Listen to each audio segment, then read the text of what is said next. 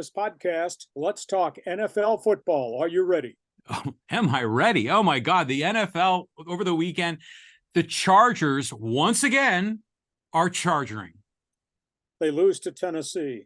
They lose a big lead to Tennessee. They stop playing defense against Tennessee. End result Sunday in Nashville, just like the opening game end result against Miami. The Chargers are 0-2. And we saw something Sunday afternoon we had never, ever seen. Brandon Staley, the coach, erupted at the Charger media, the beat writers, for asking specific questions about the inability of this team to play defense, and then bringing back the fact that this team failed defensively in blowing the 27-0 lead in the loss to Jacksonville in the playoffs, and he went off on a tangent. On top of that, the scoreboard does not lie. The Chargers are 0-2 this season.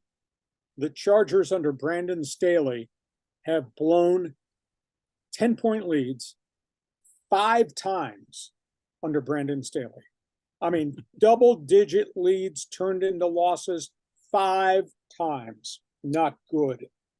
So they had an 11-0 lead. They held Tennessee to 8 yards in the first 3 possessions, and then they fell apart. They sacked Ryan Tannehill 3 times early, and they fell apart. They gave up 49 and 70-yard passes, flashbacks to Miami, and they fell apart again. They allowed Tennessee, which does not have an explosive offense, is more of a banger and plotter offense led by Derrick Henry. They allowed Tennessee to have pass plays of 20, 49, and 75 yards, and they wasted a 5-sack game. And by the way, when the Chargers had the ball, Justin Herbert took 3 brutal sacks in blitz pickups. On top of that, the Chargers had 3 major personal foul penalties that fueled 3 different Tennessee scoring drives. It was a disaster. And then at the end of the game, Brandon Staley got angrier and angrier. How do you think they feel in the locker room? Why would you ever ask a question like that? The Jacksonville story. That's a convenient story for you guys in the media. There's no truth in it at all. Guy's 19-19 as a head coach.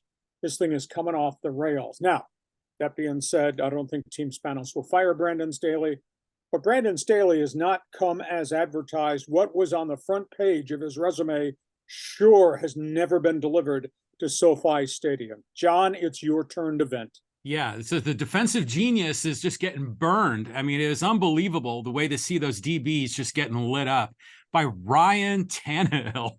I mean, who's definitely in the bottom half of the quarterback stack ranking.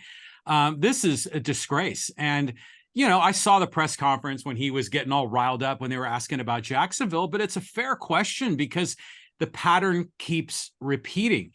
But, you know, Lee, you said in the beginning of the year that you thought this offense was going to be better than Rivers and Tomlinson and Gates, and my gosh, maybe even better than Eric Coryell.